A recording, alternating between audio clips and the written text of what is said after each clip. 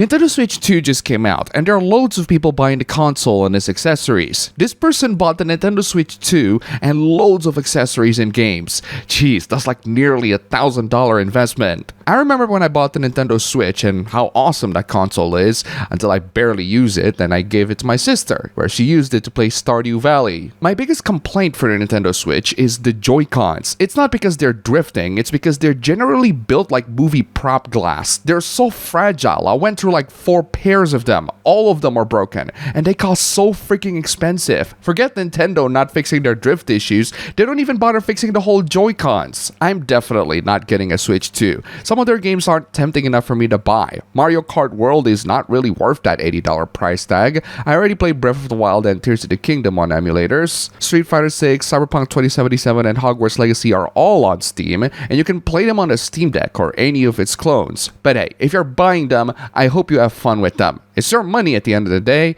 You're the one who knows how to have fun for yourself. Plenty of people are enjoying the Nintendo Switch 2 so far. Some people have issues with other people's purchases though. You can buy Cyberpunk for maybe $50 max right now on PS5 or PC.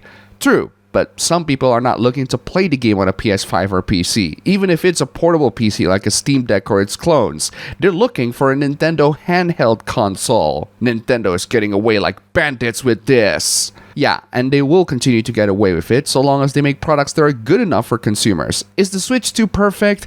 No, it has plenty of flaws that are enough to prevent me and many others from buying one, but it's certainly good enough for others. That's why loads of people are still willing to give them a pass. If they make crap products and people are buying them, then maybe we can have a conversation, but right now, as it stands, the Switch 2 is good enough for plenty of people who want to buy them. So, I don't blame people buying a Nintendo Switch 2, but I am blaming people who says they're not buying one, but they're buying it anyway. I wonder who does that. Astaghfirullah. But hey, if you're watching this video, I can promise you way more content. But just a quick reminder, if you like this video so far, don't forget to click the like button, comment, subscribe, and leave some tips through any of these means, including YouTube membership, links below. Thank you to all these tippers this week. You are all fantastic. Video games are getting better in graphics, but they're also getting heavier in performance requirements. So there's this video game called Hell Is Us, and the game is a pretty hefty system requirement, even for a recommended 1080p 60 FPS,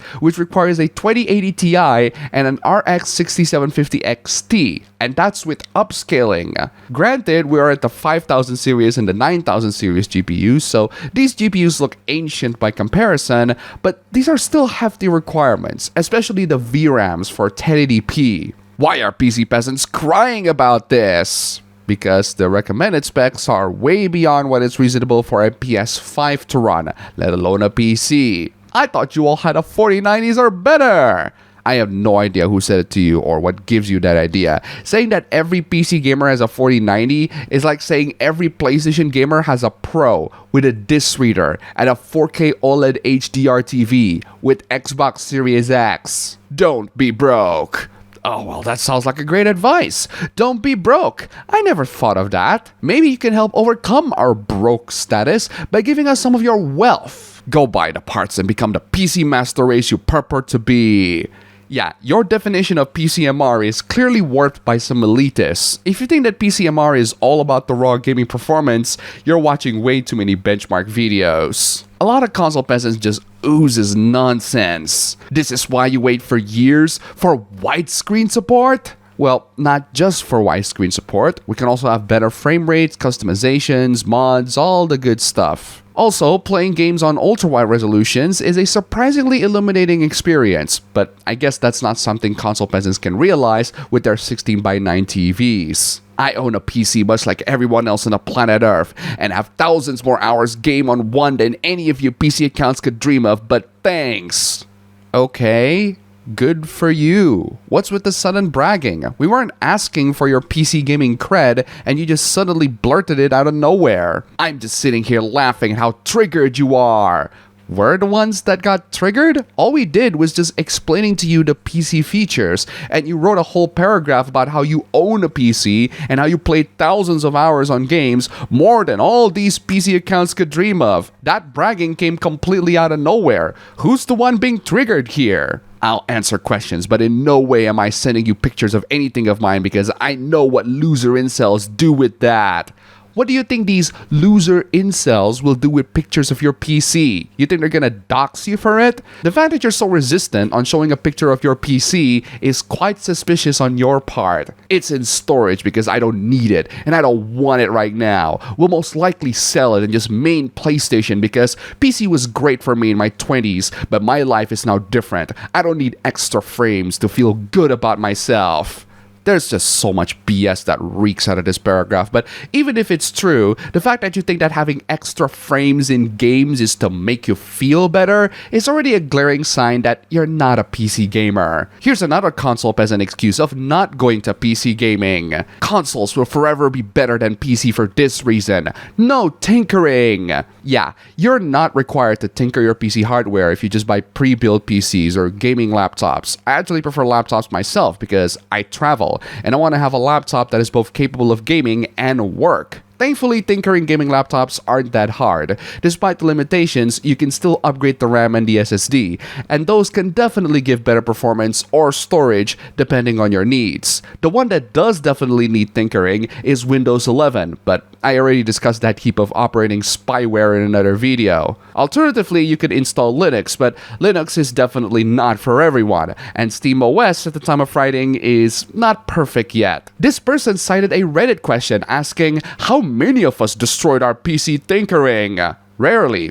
Almost never. You just really have to be careful with what you're working on. It's clear that the OP made a mistake so rookie that even amateurs are capable of avoiding. They're aware that they made a mistake by having the power supply turned on all the time as they're tinkering their PC. It's really nothing to be feared. And as the OP said, OP is a freaking idiot. I really wish this situation doesn't go this way, but it does anyway. Console war includes PC? Unfortunately, yes, I don't want it to be the case, but that's the reality. To think that console gamers have never been on the offense towards PC gamers is a denial of reality. These delusional folks are so desperate to be included. No, you're the one including us in the discussion. We don't want to be, but you drop us in anyway. If you're on PC, you're not included, and we never wanted you here.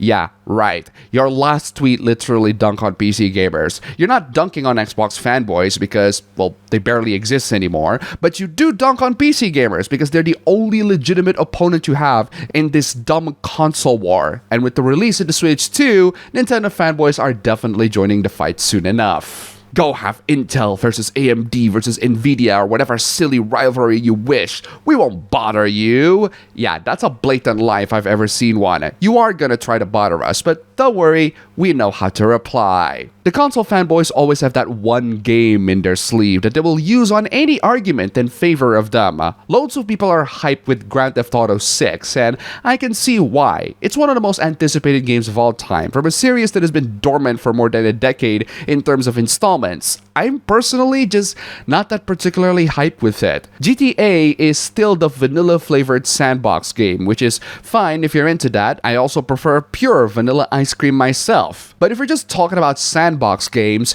I want more than just vanilla. I want certain gimmicks here and there that make them stand out, and GTA is the only sandbox game in the world that can totally get away with being a vanilla open-world sandbox game. It's the most feature-rich game around. What are you smoking?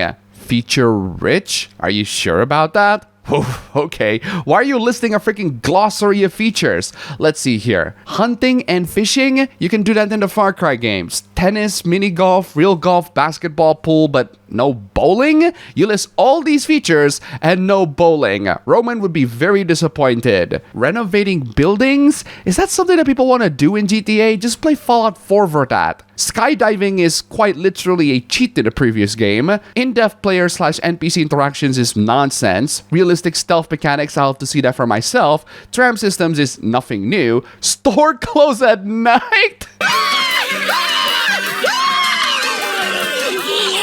Oh my god, call me hype for this new installment. That's never been done before, ever. NPC tanning is a bizarre feature to celebrate. Pets? Wow, that's never been a feature in any game ever before. Robberies, because the previous games don't have that, right? Strange encounters with NPCs. See my last comment. Social media app to watch or upload content that's been done since forever. And here's the most shocking feature, guys.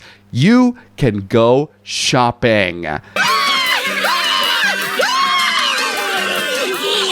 Man, loads of talks on Western games lately. Let's talk about Japanese games for once. A lot of Westerners really underestimate Japanese games. Japanese games are niche. Well, to the eyes of the Western gamers, they absolutely are, but I'm not gonna dismiss something for being niche. I dismiss something for being trash. Monster Hunter, Elden Ring, Zelda, those are rare. No, they're not. They're very popular games. You're just proving my point. Every new Japanese game IP is crap. That does not prove your claim that Japanese games are niche. You're making an entirely new claim now. What are those crap Japanese new IPs? Metaphor is Game of the Year for a lot of people last year. Hi-Fi Rush is a Game of the Year contender as well. Elden Ring is derivative of Souls, but it is definitely my Game of the Year. And so was Sekiro, and Bloodborne, and Nioh. The re-release of The House in Fata Morgana on the Switch is the highest rated game on Metacritic of 2021, and it's a visual novel. A great one at that. Most people who play Japanese games are now on PC and Switch. Okay, putting the goalpost moving aside, I absolutely agree with this statement, but that's because PlayStation has absolutely fumbled with a lot of their Japanese studios. One of them is quite literally Japan Studio. Seriously, what happened to Gravity Rush as a whole is a sin that I will never ever forgive Sony for. And that's all for the video today. If you made it to the end, here's the cat. Don't forget to check out my previous videos here, click the like button, comment, subscribe, leave some tips, just $1 below. I'll see you all next time.